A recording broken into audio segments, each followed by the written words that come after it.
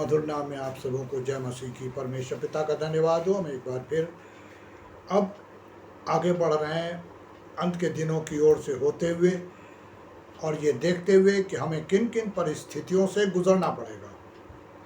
मेरे प्रियो, परमेश्वर महान है, उनकी हम किसी से तुलना कर ही नहीं सकते, क्योंकि बाइबल ये बताती है कि वो आदर स्तुति से ज़्यादा ऊपर है।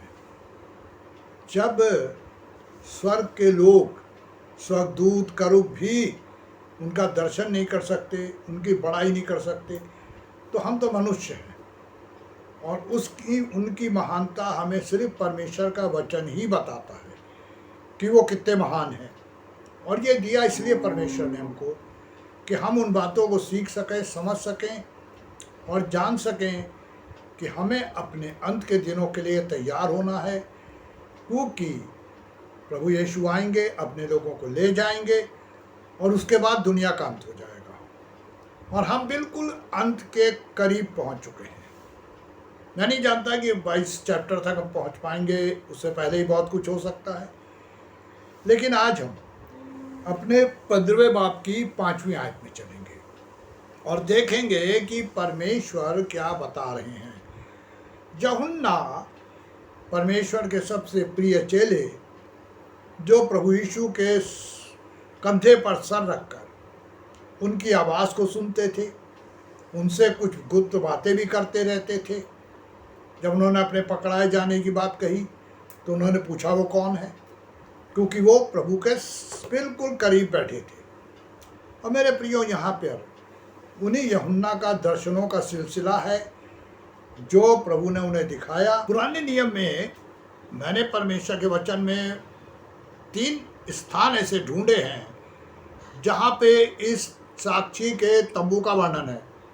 पहला है निर्गमन 40, दूसरा है गिनती 9:15 और तीसरा है गिनती 17:7 और 16:2। ये कुछ स्थल ऐसे हैं, रेफरेंस हैं, जहाँ पे साक्षी के तंबू का पूरा वर्णन है, मंदिर का वर्णन है। अब यहाँ पे लिखा है कि वो देख क्या रहे हैं यूहन्ना। वहाँ पे कहते हैं कि साक्षी के तंबू का मंदिर खोला गया, यानी एक टेम्पल का शेप लिए हुए स्थान है। जैसे यहाँ पे यूहन्ना को मंदिर की तरह दिख रहा है, वो तुलना करते हैं सुलेमान के मंदिर से जो परमेश्वर के लिए बनाया गया था, इसलिए वो लिखते हैं मंदिर उसको। हिंदी के बाइबल में, इंग्लिश में टेम्पल ऑफ गॉड है। खोला गया, अब तंबू उसके अंदर है, मंदिर के अंदर तंबू है, तंबू में साक्षी का संदूक है। तो मेरे प्रिय, उसमें था क्या? मैंने बताया कि वो उसमें 2 परमेश्वर की दी हुई बनाकर पटियाँ थी जिस पर 10 हुक्म लिखे हुए थे।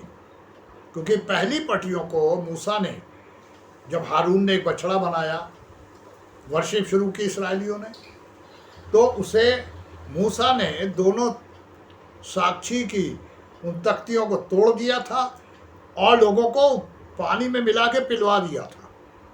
लोगों का पेट कड़वा हुआ, बहुत लोग मर गए। मेरे प्रियो, यहाँ पे भी वचन कुछ इसी तरीके की बात कर रहा है। अब मंदिर है, वो प्लेस एक ऐसी बनी हुई है जिसका लुक मंदिर की तरह है, और उसमें साक्षी का तंबू है, उसमें ये अंदर विटनेस बॉक्स है और खोला गया। इट मीन्स ये है कि वो प्लेस बंद है।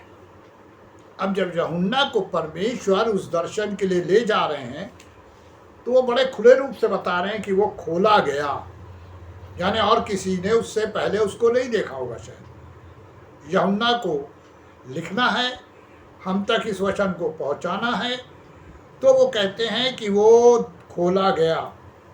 और मेरे प्रियो, बाइबल में ऐसी बहुत सी चीज़ें हैं जो कि आगे चलकर ये बताती हैं कि और क्या क्या चीज़ें दिखाई पड़ेंगी मूसा के टाइम। अब यहाँ पर इन 7 स्वर्गदूत के ड्रेस को बताया गया है। तो यहाँ पे क्या लिखा है? जो सातों सरबूत 7 विपत्तियां लेके आ रहे हैं, उनका जो ड्रेस है वो मलमल के शुद्ध और चमकदार वस्त्र, मलमल के।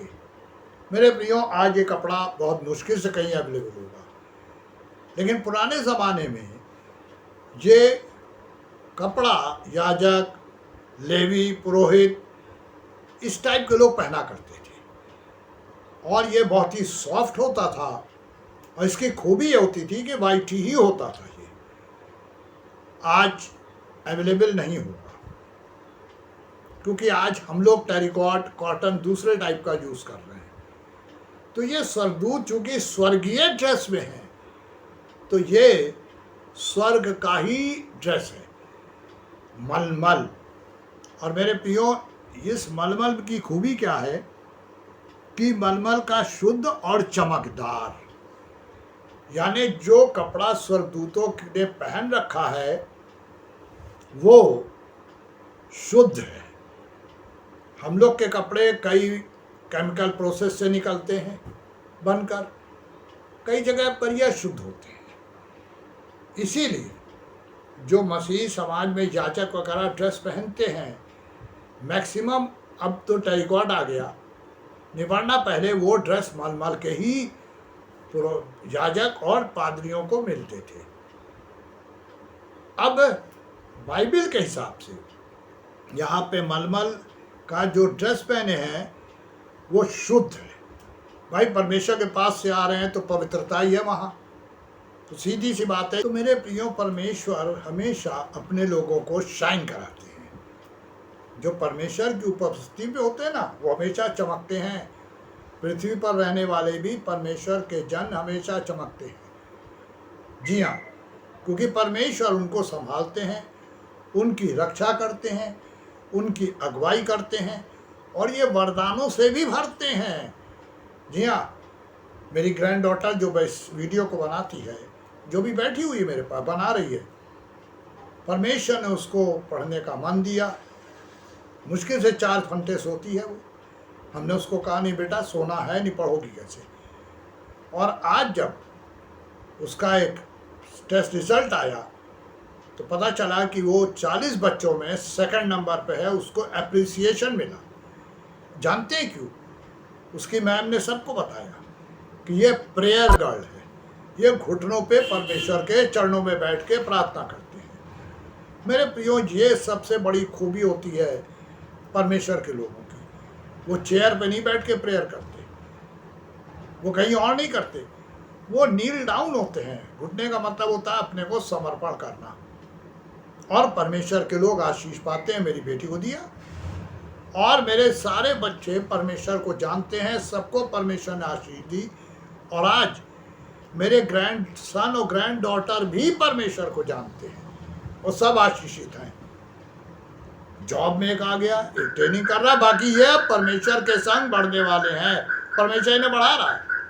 तो मेरे प्रियो, शैतान तो हरकतें करता ही है, रोकता है, पर यहाँ क्या लिखा हुआ है कि उनको एक चमकदार वस्त्र, परमेश्वर अपने लोगों को यहाँ चमकाते हैं, लोगों के बीच में अलग दिखाते हैं, चमकदार वस्त्र। और क्या पहने थे? वो छाती पर सोने की पट्टियाँ बांधे थे। आज यूं करके क्रॉस, एक कंधे से कमर तक एक पट्टा उनके छातियों पर बंधा हुआ था, जो किस बात का चिन्ह है? याजकपन का। ये परमेश्वर के यहाँ से सेलेक्टेड लोग हैं, याजक लोग हैं, और ये परमेश्वर के यहाँ से नीचे आ रहे हैं। तो वो इंडिकेट कर रहे हैं, जाहिर कर रहे हैं कि वो कैसे परमेश्वर के लोग हैं। मेरे प्रियो, ये सारे चिन्हों को देखकर परमेश्वर हमको एक ही वार्निंग दे रहे हैं, तैयार हो जाओ। जब चोर सलीब पर तैयार होकर प्रभु के संग चला गया, तो हमारे पास तो बहुत समय है। हमारे पास समय से सबसे बड़ा काम जो करना है वो है पश्चाताप। डेली हमें अपने दिन भर के हर काम के लिए परमेश्वर के चरणों में बैठना है और परमेश्वर से माफ़ी मांगनी है।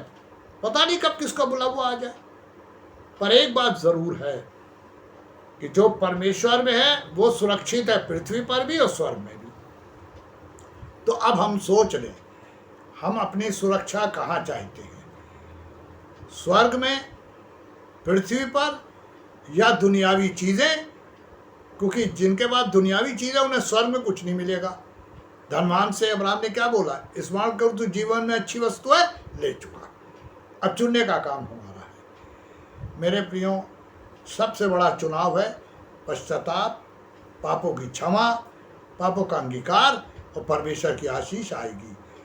परमेश्वर करे कि इन दिनों में हम तैयार हों और परमेश्वर की आशीषों को प्राप्त करें और परमेश्वर में बढ़ें। परमेश्वर आप सबों को तैयारी का मन और आशीषों से भरे। आमीन।